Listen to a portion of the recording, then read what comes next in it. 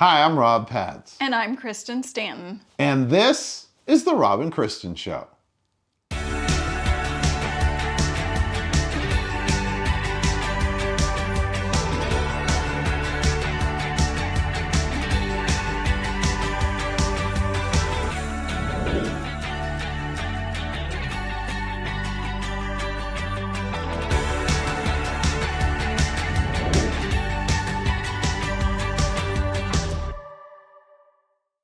Hello and welcome to the Rob and Kristen Show. We are on our fourth week of the 4 weeks of Christmas, and that means a very, very, very, very special edition. You like the extra varies? I do. It was very good.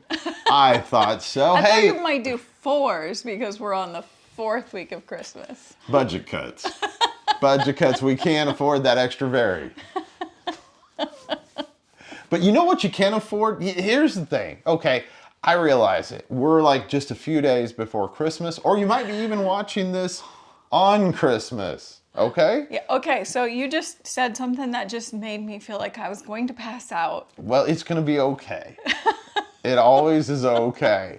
But you might be watching this either a few days before Christmas, you might be watching it on Christmas Eve or Christmas Day, whatever. But here's the deal.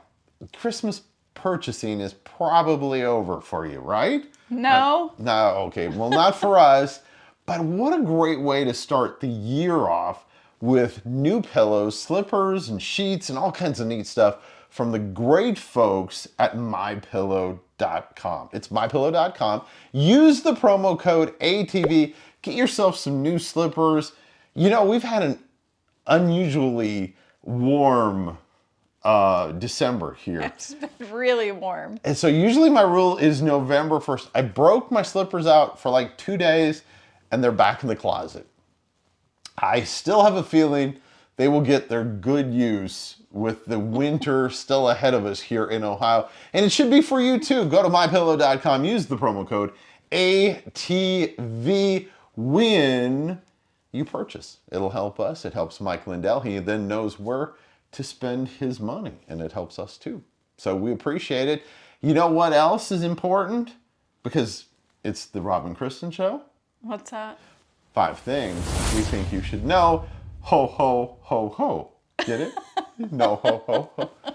Yes, it's the Christmas edition, so I thought that was pretty clever. And I liked it. It was funny. But 5 things we think you should know. And it's a special edition. And I like this. It's to do with one of my favorite things, and that's Christmas music. Well, it is one of my favorite things.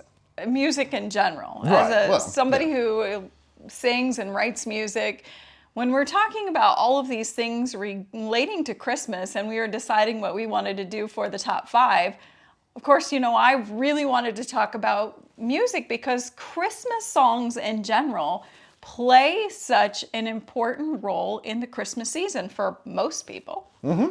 And if you're in radio, you totally understand, like after about the 10th of December, you're done.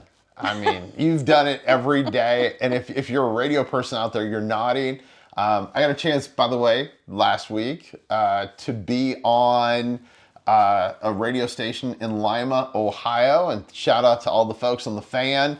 Got to spend 3 hours and it was so much fun. We talked sports, but you know, radio is a big part of my life.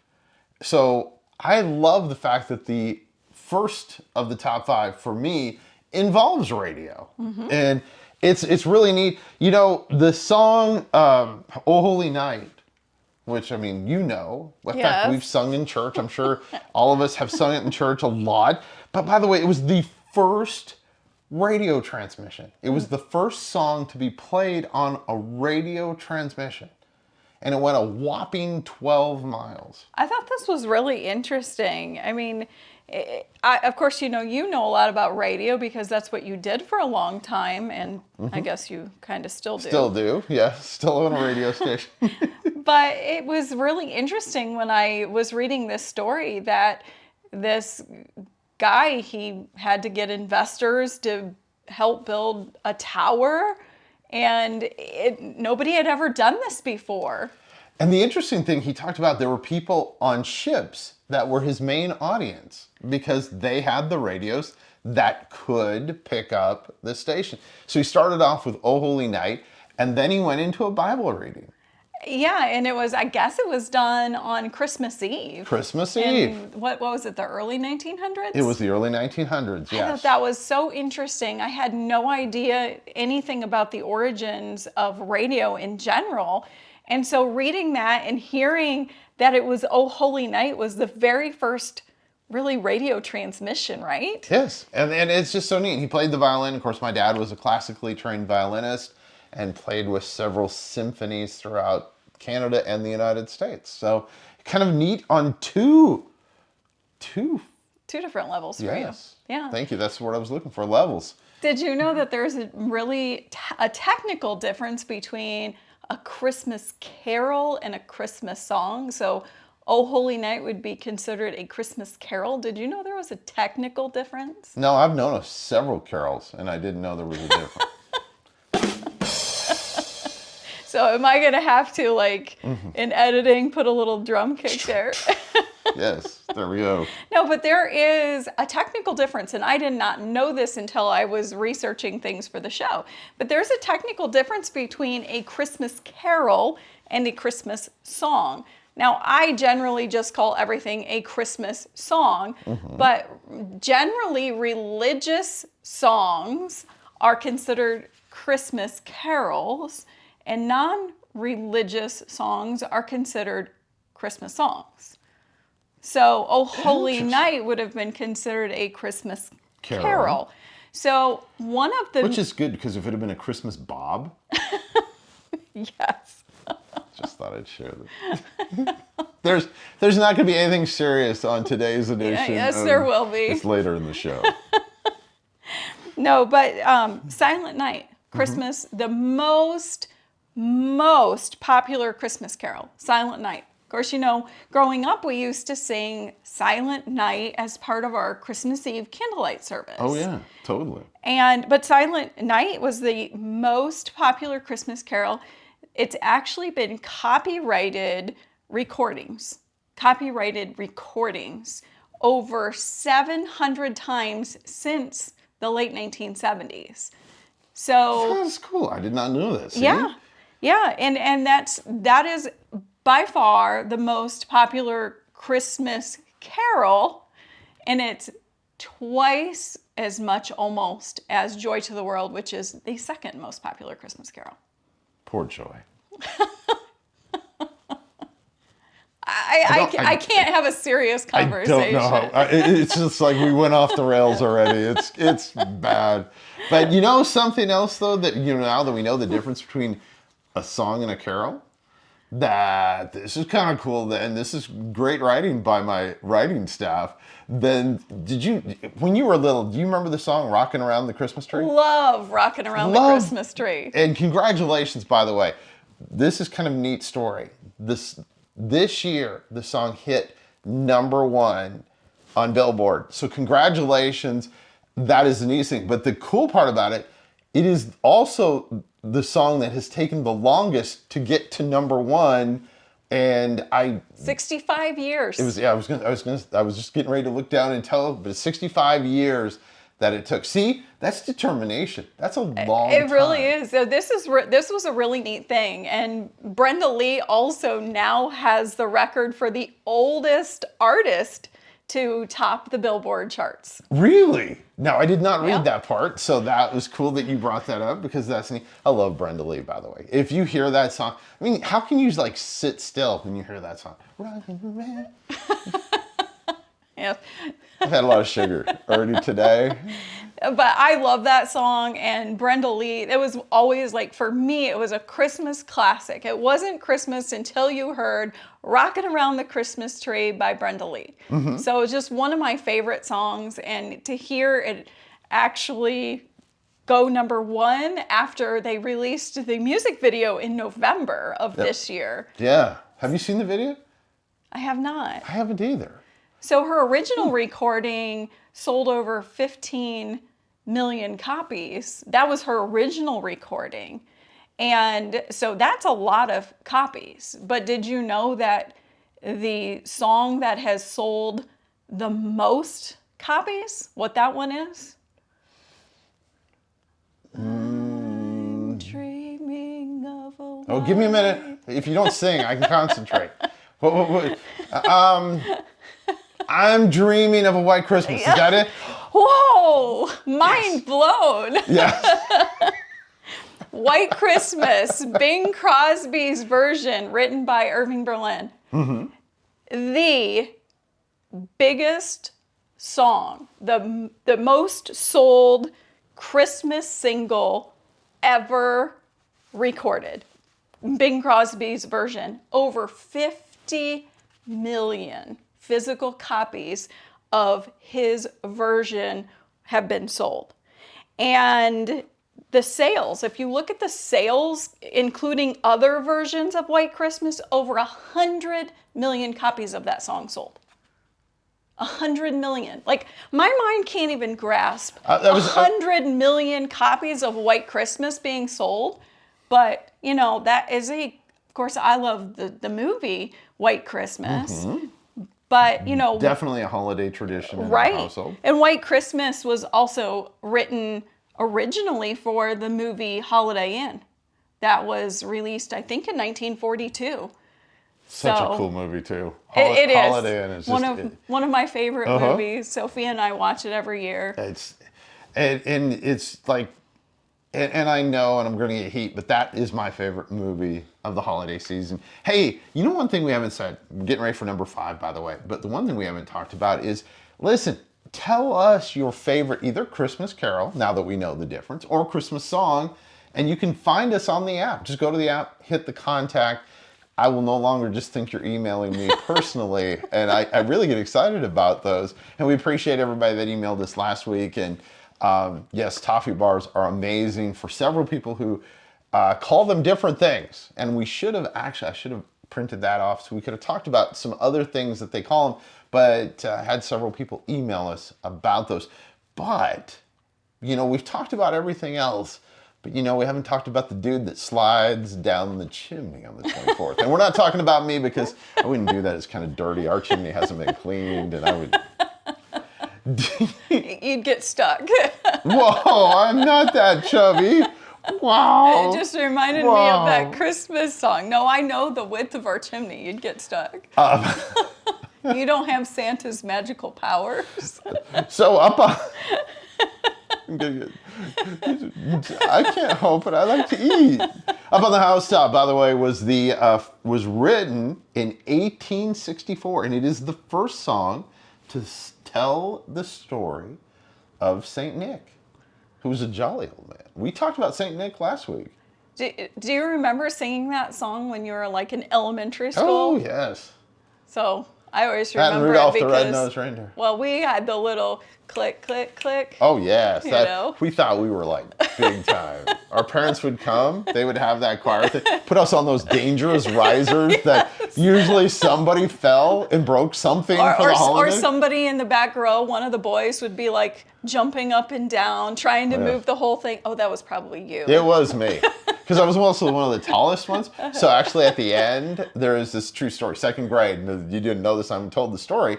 Second grade, we had those risers, and they weren't really that tall. But I was very tall for my age. I was always tall. Though somewhere along the way I stopped, and I'm only 6'2". But I was always way taller than everybody else. So Christmas program's over, our part, because, you know, it's all fourth. You know, I was in second grade. It was like second, third graders, you know. Anyway, so the choir gets done. We sing our song. I think it was Rudolph the Red-Nosed Reindeer. Don't remember. Don't hold me to it.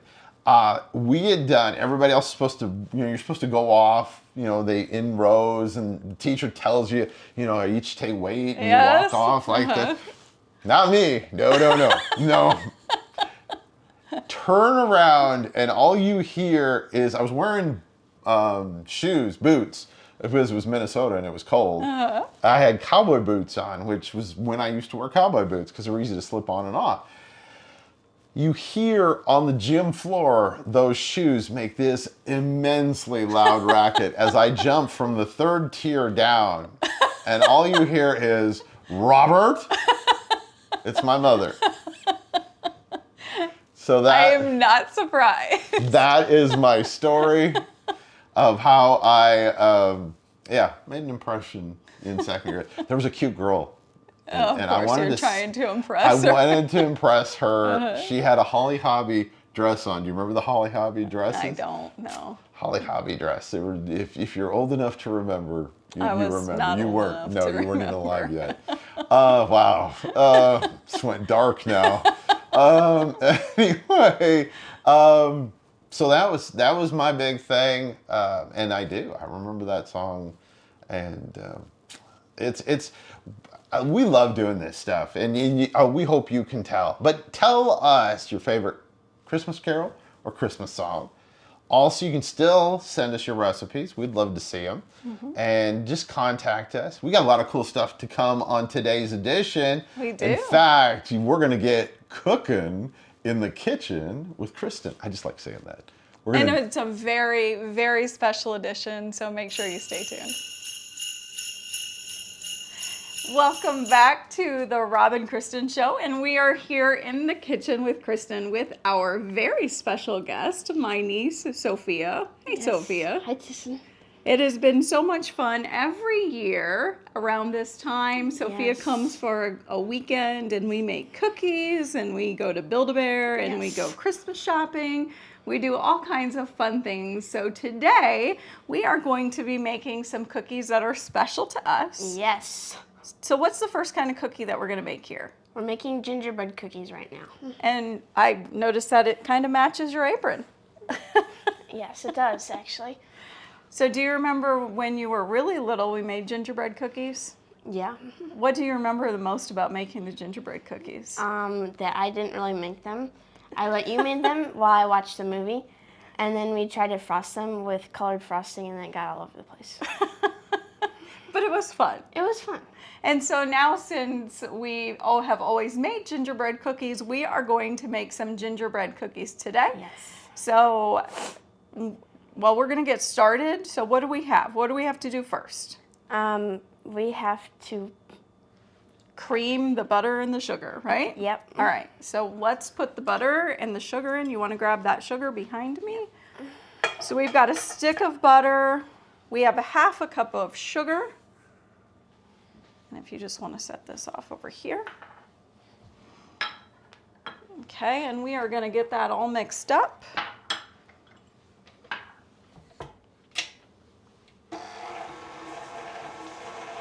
So what's your favorite thing to eat at Christmas? All the dessert. All the desserts? What's Yeah. your favorite kind of cookies? I like a lot of different cookies. I love the fun print cookies. Oh, we're going to be making those. Yes. We make these really good lemon snowflake cookies. And then at my house, we make these really good cutout cookies, which are always very good. And then my absolute favorite, molasses cookies and pinwheel cookies. Oh, the date pinwheel Yes. cookies that Nama makes? Yes. Yeah. We grew up eating date pinwheel cookies. I don't know if you've ever had them. If you have, I'd love to hear from you because I think they're an older cookie that I don't really see people making all that much anymore. Yes. But if you have date pinwheel cookies as part of your Christmas tradition, then shoot us a message. We would love to hear from you. You can contact us right through the app. It is so easy. So while we're letting this cream, and it looks like it's doing a pretty good job here, Sophia. Yeah. So we need to add in 1 egg yolk. Yes. So- One egg yolk, just the yolk, not the egg whites. The yolk. Just one yolk. No egg whites. So now if it were Rob, he would say something like, "That's no yolk." That's no yolk. So we're going to add in the egg yolk. Kinda And got that all over there, I Tissy. did get that all over. And we're going to add in a half a cup of molasses. And I'm probably going to need that little teeny tiny spatula back. Now, she didn't trust me to put the molasses in because know. she thought she was going to, that I was going to spill it all over the place. And she's probably right. 'Cause I probably would have, because it was a little full. Well, yeah, I know that you probably would have spilled it because you have gotten messier since you've gotten older and not neater. So we are going to get all of this. Well, when you're bigger, you can make bigger messes. Well, that is true. So when you make your sugar cookies at home, Yeah. do you get to help frost them? Yes, we do. I usually try to make some look pretty, but once my dad comes and helps, we try to make them as ugly as possible so our mother can get mad at us and push us out of the kitchen. Push you and Daddy out of the kitchen. Yes. We're fired from cookie decorating. All right. While this is mixing, don't you just love the smell of molasses? Yeah, it's a smell. It reminds me of Christmas, just because we make molasses cookies Yes. and gingerbread cookies, and one of the things that we were talking about earlier today is we were talking about what is molasses. You asked me, you said, what is molasses? Yes. So what's molasses, Tissa? Molasses is actually the syrup. And I had to look this up because I actually didn't know where molasses originated from. Because on the label it just says contains molasses. Yeah. Well, okay, it says molasses on the label. I hope it's molasses. So not flavored in colored corn syrup. that's right.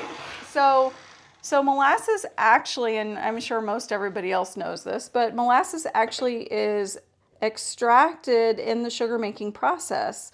So during that process, that dark syrup that's left once the sugar is extracted is the molasses. That's very interesting. I didn't know that.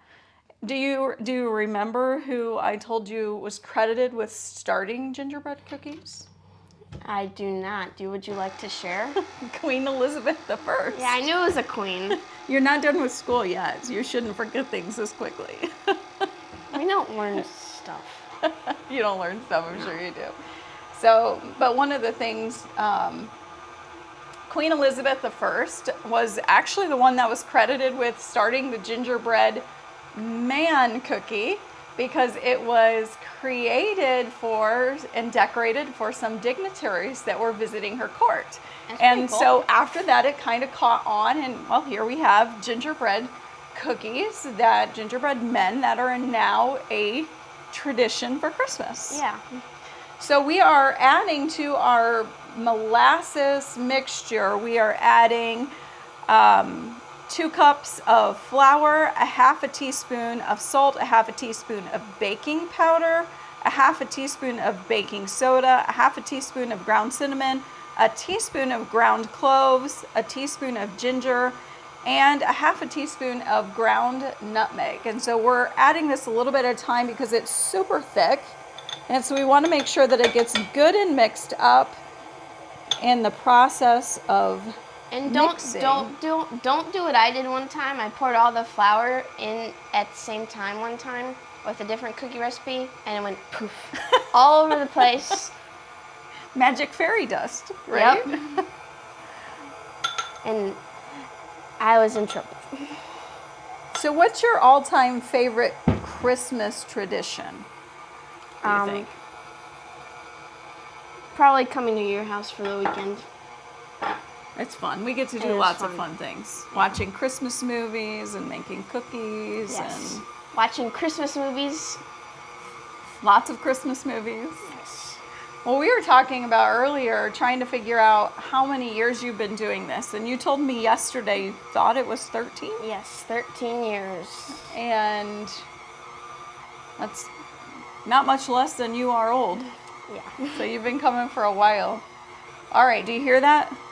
Yeah. The mixture is about ready, so we're going to turn this off and we're going to check this out. You always know when the dough is like pretty much together when you start mixing it in the bowl and then the bowl starts moving. Yes, that is true. That is definitely true. So we have got all of this together. All right. Smells very yummy. So this is what it looks like when it's combined. We do have to let this chill for about an hour. So I'm I'm sorry. We have to let this chill for about an hour before we can roll it out and create the gingerbread cookies. Yes. So in the meantime, we are going to be right back with another recipe. Yes.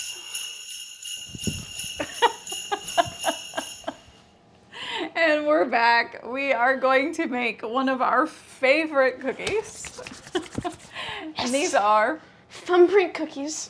thumbprint cookies. So let's get started. Thumbprint cookies, and we like these, and Papa likes these because they've lots They're of. more like handprint cookies, They have not thumbprint cookies. Well, and the way we make them, normal people probably make the cookies, and they have just a little bit of a thumbprint with a little bit of jelly in them. Not us. No, not us. We shape them like we a make well. pinch pots. So let's go ahead and get started on this. We're going to use 2 sticks of butter. Ooh, anything with a lot of butter is always good. Yes, you and Papa. So if you remember from one of our other episodes, and we're going to also add some sugar. I think there's 2/3 a cup of sugar.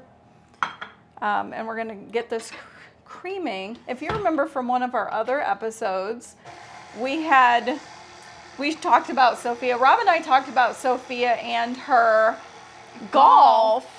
So you have done such a great job with golfing. And, I know we have some pictures from when you were really little carrying around your little plastic set of clubs, and you're probably about, 2, 3, something like that.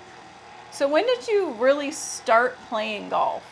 It was probably 7th grade. So I was playing softball and basketball in rec leagues, and in 7th and 8th grade I didn't want to play for the actual school team, so I'll just do golf, and that's when I started really focusing on it. And when did you know you were pretty good at it?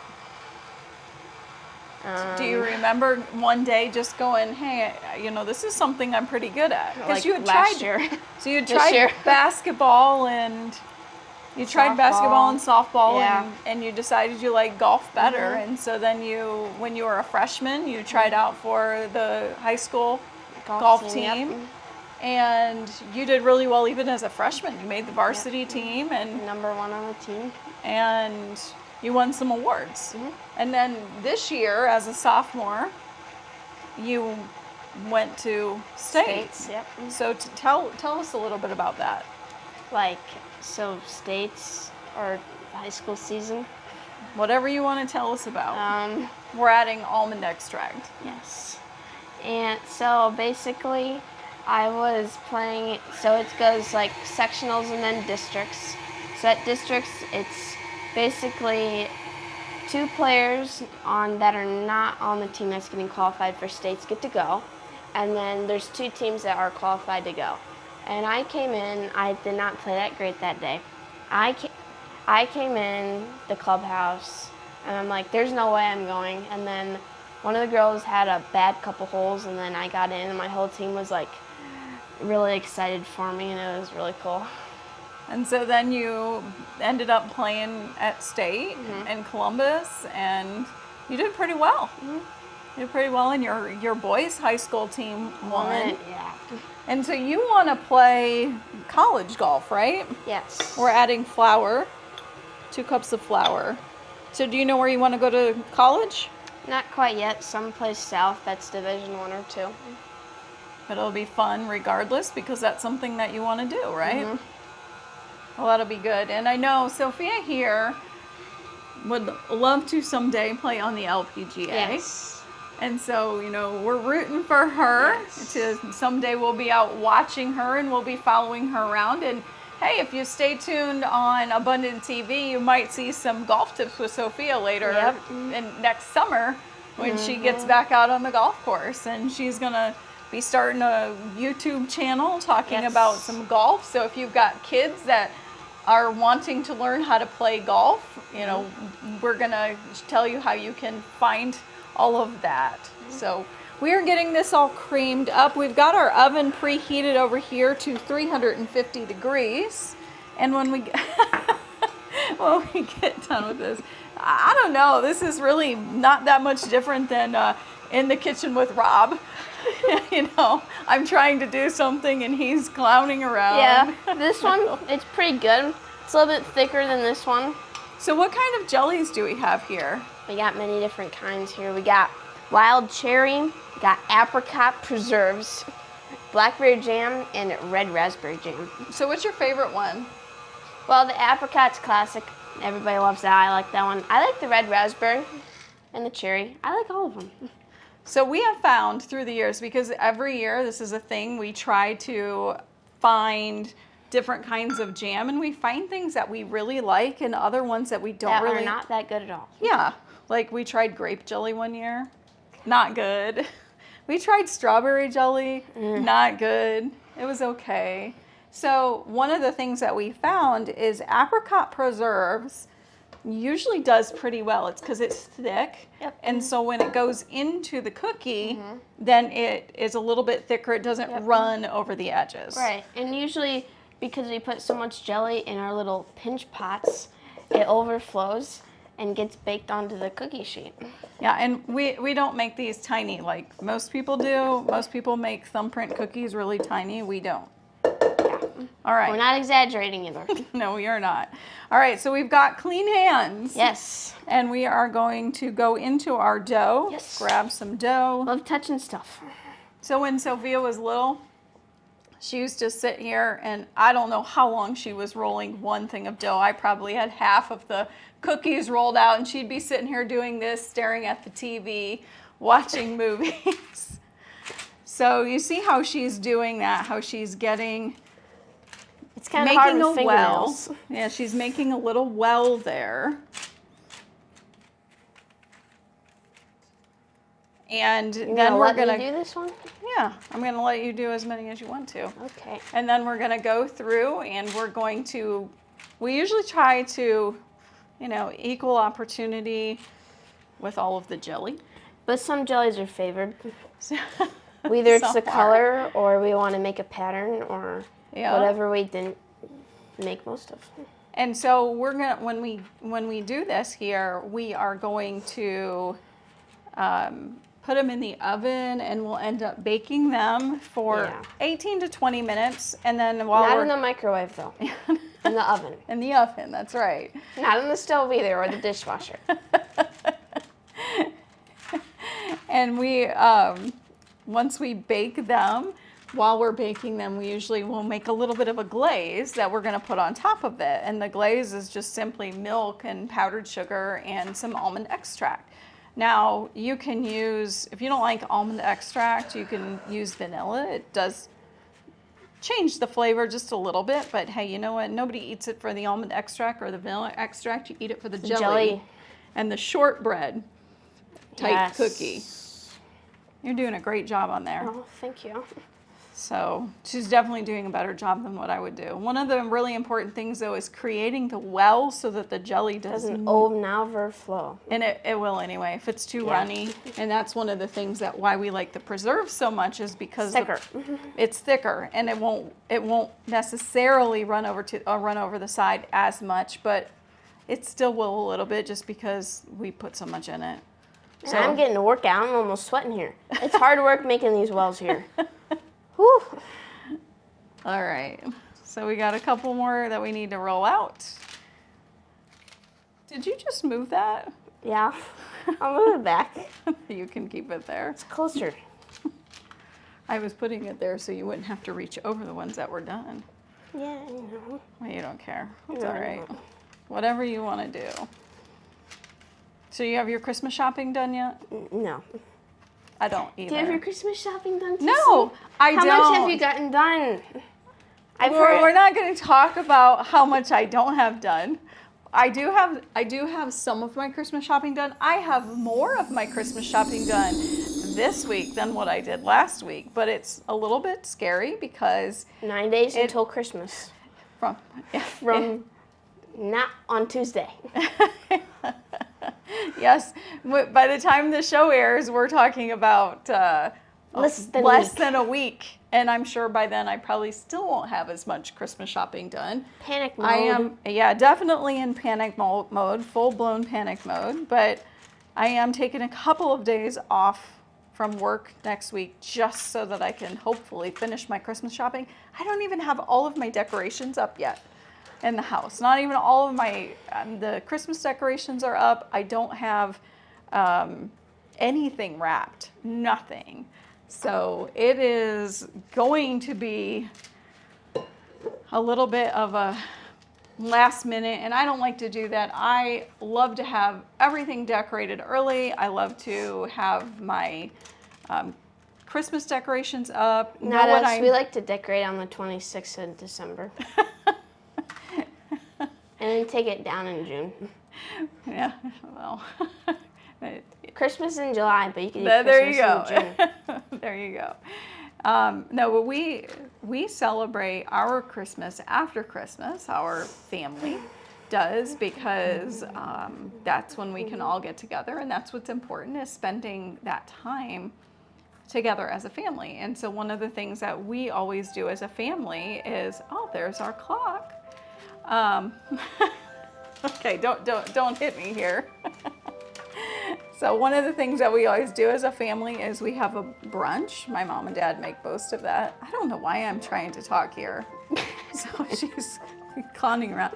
I don't know, she might be more of a clown sometimes than what Rob likes to joke around. Well, I have Stanton blood. Yes, you do. He doesn't.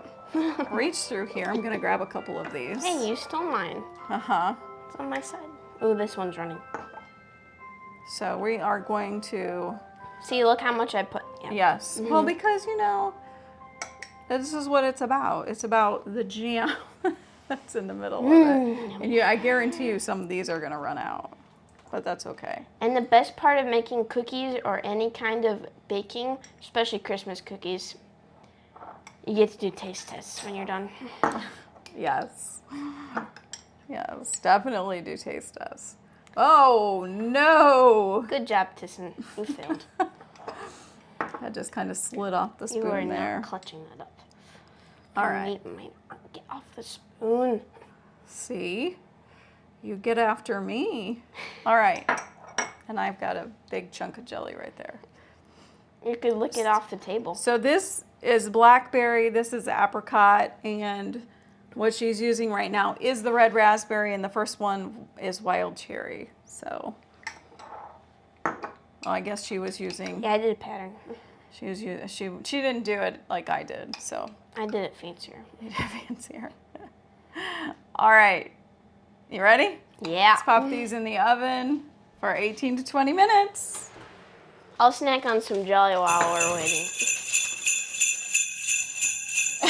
We just got these out of the oven. We let them rest for about a minute, maybe a little bit longer, just so that they can set up a little bit. And we are now gonna just drizzle them with just a little bit of a thin icing. That's really all you want. It's some powdered sugar, some milk. If you want it a little bit thicker than that, just add a little bit more powdered sugar and some almond extract. So we're gonna just do, why don't you do a couple of them, and then maybe we can try one of them. What do you That's a think? clutch idea, Tyson. Now we're getting dialed here. All right. And do one of these so we can get one of each. Oh, I thought we were gonna like share one. I know, but then like we have all what they look like. Okay, I gotcha. So one of the things you will want to do is you'll want to wait for them to cool. To cool so the frosting doesn't melt right Because away. the frosting will actually solidify, and it'll just create a nice little glaze on the top of them. So if you don't want a frosting on there, you don't have to have one. But it's better. It is better. So, all right, you ready to try this out? I am ready as I'll ever be. Yes. Okay. Which one do you want to try? That's a hard one. How about one of the apricot ones? Yeah. Or do you want to try, well, I would guess think which that's one good. they are. Okay. So we know which one it is then. Yes, one of the apricot ones. It matches the plate kind of. All right. It's hot. Yeah, like I can tell. I'll let you hot. try it. Okay. Don't burn your tongue. Yeah, you want me to burn my tongue because you don't want to try it because I'll you don't try a know little your. bit of it. Okay, you try it first. All right. You just took all the stuff off. 3, 2, 1. Is it too hot? For you? Yeah. That's really good, Do I though. need to put it in the freezer? Here, take a little piece that's on the corner. It just has a little bit of jelly in it. Oh, never mind. Or don't. Didn't listen to me. What do you think? Pretty good? Even for them being hot? Well, we hope that you are enjoying these special segments here on the Rob Kristen Show. Yeah. And we have some more fun things coming up right here, so stay tuned. We are getting ready to roll out our gingerbread cookies. And Sophia there is, well, she's playing with a gingerbread cookie cutter. Here, I wanna see this for a second. So this gingerbread cookie is special to me because this belonged to my grandmother. And I don't know how long she had it, but it was just one of those things that got passed on. She gave me her cookie cutters. And so every Christmas when I'm making Christmas cookies, I think about my grandmother. And that would have been your great grandmother. So do you want to roll? Maybe. You want to try? Sure. So we pulled this out and we are going to put them, after we cut them, we're going to put them into a 350-degree oven for 8 to 10 minutes. And if you watch our show at all, you know my oven cooks fast, so we'll check it out. We'll take them a little bit sooner. Tyson, why is there white stuff all over this mat? That's flour. What's flour used for? We are using flour so it doesn't stick. Oh, I never knew that. It's very interesting. All right, you want me to roll? Sure. You not trust me? Oh, I trust doing it you. wrong? No, I trust you. Yeah. See, that's exactly why you use flour. And you flour your roller so that it doesn't stick to the rolling pin.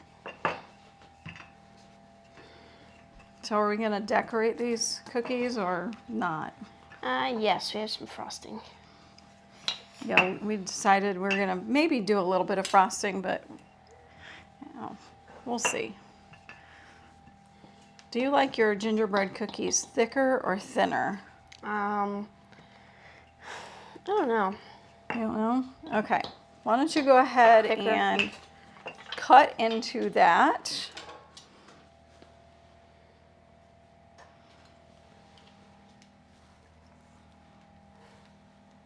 See how we're doing. Oh no! You cut off the head. That's never happened before. Okay, let's try this That's again. a butchered gingerbread guy. It's like when they bite the head off. It's all right. You know what we can do when we put icing on it? We'll just put extra icing right there like a scarf. Yes. Let's see if I can. Headless horseman. Oh, man. It's going to be armless horseman.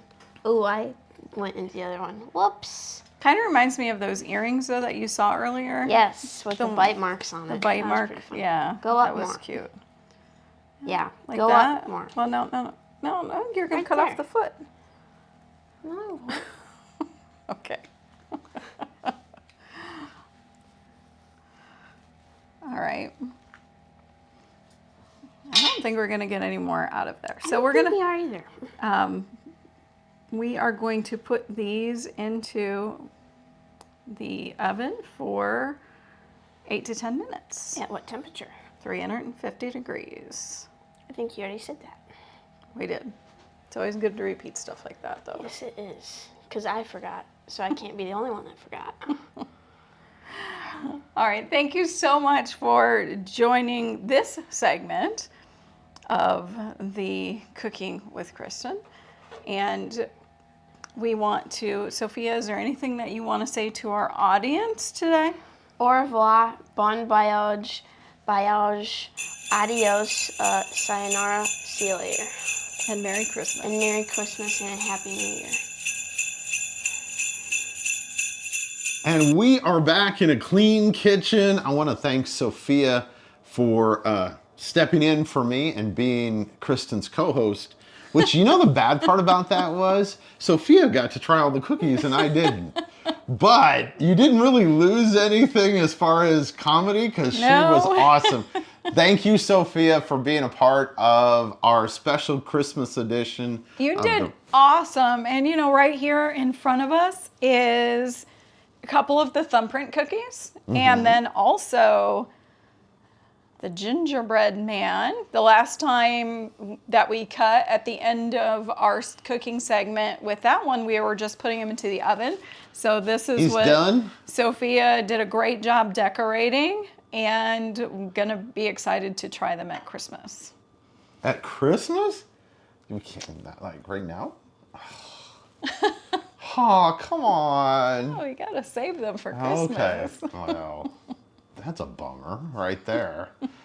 Oh, we are excited though to get a chance to kind of share as we close out our 4 weeks of Christmas with something that I find is super incredible. This is something that Kristen wrote. We got a chance, as we mentioned last week, to be with a great church over in Fort Wayne. If you know me, you know I do not like to read in front of people. And my wife made me read this, but I it was didn't make you read it. I asked you if you would read it. which as a man, you know exactly what that means. So she didn't make me, but she suggested strongly in her, would you do this for me? Look, anyway, so we're excited tonight to kind of share that with you here on the Rob and Kristen Show, kind of the concept of it and where we're going. So we're not going to read the script that I actually wrote, but we're going to talk a little bit about it because this was written for part of a Christmas banquet where I was trying to come up with something that we could use during the performance that would kind of, you know, it's fun to sing some of the Christmas songs like White Christmas and some of the Christmas carols, but the truth of this is, and we talked about this the last 3 weeks, is that the real reason that we celebrate Christmas is because of Jesus Christ coming as a baby, being born so that he could die. I mean, this is more about celebrating the King, the risen King, Yep. than anything else. But when I really started looking at this, I was inspired by this story in Luke chapter 2 with the shepherds. In verse 8 it says, "And there were in the same country shepherds abiding in the field, keeping watch over their flocks by night. And lo, the angel of the Lord came upon them, and the glory of the Lord shone round about them, and they were sore afraid." And I started thinking about this, and I started thinking what it must have been like to be a shepherd. And so I started writing this and thinking about how this moment in time must have lasted in their memories, not for a day or for a week or for a year, but the rest of their lives. Because if you've ever had an encounter with God, it is something that doesn't go away. Oh, for sure. And the Bible clearly says they were afraid. And it doesn't just say they were a little bit afraid. It says they were sore afraid. King James Version. Yes. I don't know what the other versions say. Really a lot. But you think about it, and you think about how the shepherds probably woke up that morning and were thinking that this day was going to be just like every other day, and not having any clue that today is the day that their life would change. He wrote a great part where it's kind of a first person narrative. And Kristen wrote this part and it talked about how the shepherd in this scene was looking for one of his sheep, and he had sat by a great, river, and it's great. I was taking a little bit of creative license, going into the mind of the shepherd and what would have been an ordinary day for them. Going and looking to go and retrieve a wayward sheep, much like the Bible says Jesus does for us. But going and looking for that wayward sheep, or sitting down next to a quiet stream, or sitting there looking at the stars in the sky and really going through any of these things. And then all of a sudden, there appears to them an angel. It says the angel of the Lord, the angel appeared to them, and they were going about their normal, ordinary business. How often do we start a day going about our normal, ordinary business, and all of a sudden something happens where we become the light of Christ to people around us? Oh, wow. I love that. They knew that they were having an encounter by the things the descriptions. It says the glory of the Lord shone round about them, and they were sore afraid. And I was thinking about how maybe this particular shepherd or these particular shepherds always wanted to do something important, because David was a shepherd before he was a king. And David got to be king. David got to do something that was important. And you think maybe these shepherds were sitting there wondering one day and thinking, I wonder if I'll ever get to do anything important like David did. I think we can all relate to those shepherds. God, what do you have for me? Or when is that moment for me going to happen? And I'm sure those shepherds that morning didn't wake up and go, this is the day. No, they started the day, probably did everything that they normally would do, and all of a sudden there was this light that was so bright that it thrust fear into their hearts. So much so that you think about this, that maybe even everything that was normal to them, the calm of the night, the sound of the stream, the twinkling of the stars, those things that were normal to them, that would have brought them peace and comfort, like normal things that happen in our lives, things that we know bring us comfort, right? Right. But even those types of things wouldn't have brought comfort in the middle of this uncomfortable situation, because the Bible says that they were sore afraid. And you think about the fact that how much so that probably blocked everything else out. Everything else that happened that was going on around them paled in comparison to what was going on at this time. And the shepherds wouldn't have been hiding their fear well, because the angel said, do not be afraid. And the angel was saying, do not be afraid, because I bring good news of great joy that is for all people. And you think about how the shepherds, who were the lowliest of the low at that point in time, may have thought, all people, even me, this is something that's going to affect even me. And I think so much happens sometimes in our lives that we forget that it's for all people. Yeah. And it doesn't matter what you've done or where you've been. The good news of Jesus Christ is for you. It's for your family. It's for your friends. It's for your neighbors. It's for everybody, not just some. It's for everybody. But the shepherd would have still been afraid in the middle of all of this. Even when the angel said, don't be afraid, he was probably still afraid. Oh, definitely, because in life people will say, well, it's going to be okay, don't worry about it. And I'm sure that they were, because you think about it, an angel in this framework was not the little... Right? These are warrior angels. We talked about that a couple of times. Yes. So this is a big deal, and I'm sure it was an overwhelming situation. Mm-hmm. And I'm sure it was overwhelming in their mind, because like you've already stated, they woke up like it was any other day. So to them, this was not in their thought process. Like if you're planning for a test or you're doing something, you're preparing for that. They were, yes, preparing for a savior, but they were not, it was not like front lobe that moment kind of thing. Who would have thought that God would have chosen the shepherds? Who would have thought? Not the shepherds. No. The shepherds probably were thinking, why didn't you choose the king? Yep. But you think about all of these things and you put yourself into the position of the shepherd, and the angel said, that I would find, the shepherd would find a baby wrapped in swaddling clothes and lying in a manger. That was the sign. That was what they knew.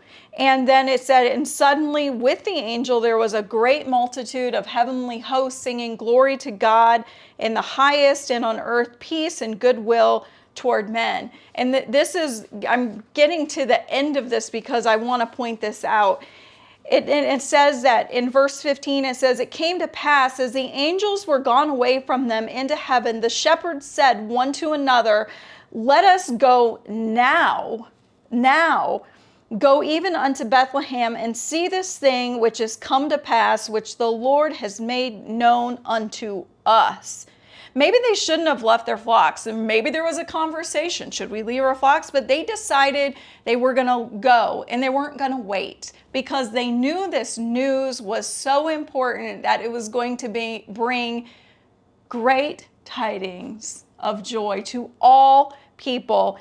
And they knew, and they went. And I'm guessing, and in my mind, I'm feeling how maybe their fear, the closer they got, the more excited they became. That fear transitioned into excitement to be able to know that God chose them. God is choosing you like he chose the shepherds to bring that good tidings of great joy to all men. So don't forget, that's what Christmas is all about. That's it. Hey, Kristen and I want to wish you and yours the most merry of Christmas and a happy new year. And we want you to do something this year in 2024. Go out and live an abundant life.